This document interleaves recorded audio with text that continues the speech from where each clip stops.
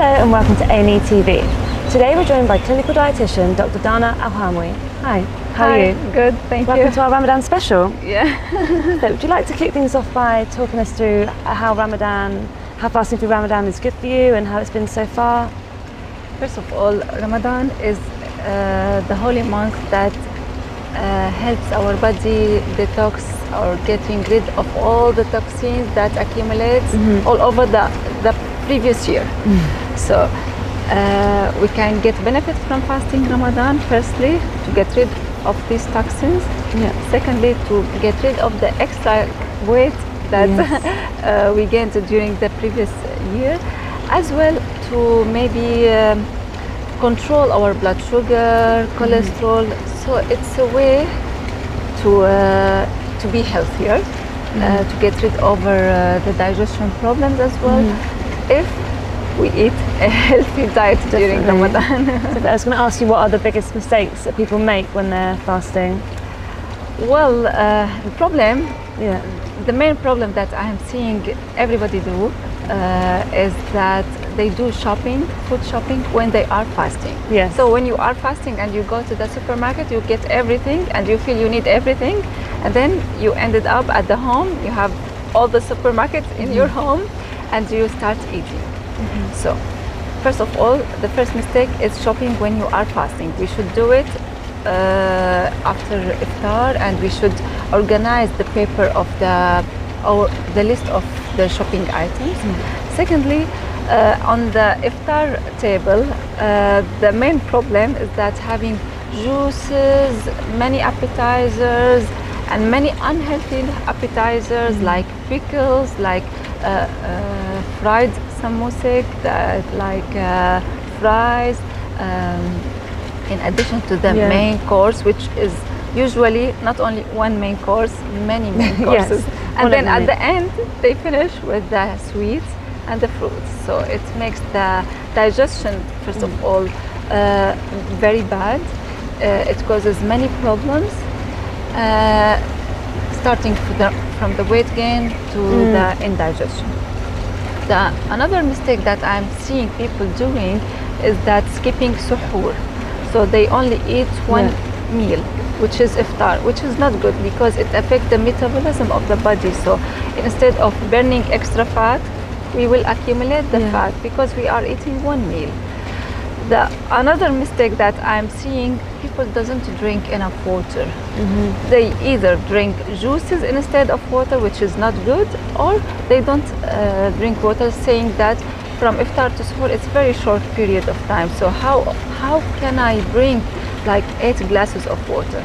They can if they organize their timing and they don't eat so much for the iftar. Definitely. I think when you are fasting, you have sort of sugar cravings, or when your hunger kicks in, you can have sugar or carbohydrate cravings. What do you sort of recommend people break their fast with? So what we have to do to organize the iftar meal into 2 parts.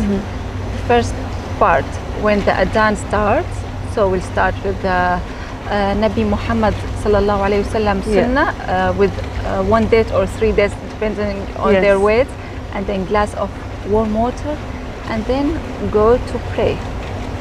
This period of taking the dates and then going to pray and then coming back helps in regulating the blood sugar, regulating the hormones, the insulin. After you come back from the prayer, you start your main course, main meal. So in this time you will not having the craving of eating so much, or specifically for the sweet. So starting with the dates is the main thing that will help overcome this craving. And what about habits, like you fast for the whole month and then you go back to your old eating habits? What are some of the things that people can try and take away from fasting throughout Ramadan and put in their normal diets? To be honest, when shifting from 2 meals in Ramadan into 3 meals after Ramadan, it's not that easy on the digestion and everything. And specifically after Ramadan, we have Eid holiday, which is the dangerous holiday because everybody gathers, social gathering, and there's eat sweets and desserts and eat breakfast in the morning, and these heavy meals that coming according during this holiday. So how we shift? We start on the first day of Eid with a healthy breakfast, light breakfast. Then we go to the lunch, a healthy meal, one course meal. We shouldn't have many main courses on the main meal, and we shouldn't drink juices, which is the main mistake that everybody is drinking juices sugary. as well, drinking the coffee and tea with sugar and with milk and these things. So the first day after Ramadan is the most important day, let's say, because the shift from 2 meals to 3 meals, it should be gradually, otherwise we will destroy our digestion. So if we have like social gathering, we shouldn't be shy and eat everything is afforded to us, or any drink is afforded to us. We shouldn't over consume the caffeine, specifically if it's with sugar and with milk. Okay, so we've talked about sort of remembering to drink enough water and not just going for sugary drinks. What about altering your caffeine intake and sort of getting used to not having a lot of coffee? Look, the caffeine intake is very important during Ramadan, and yes, it's useful to have like 2 cups of caffeine, or like coffee, like tea from the period between iftar and suhoor. But what kind of coffee or tea?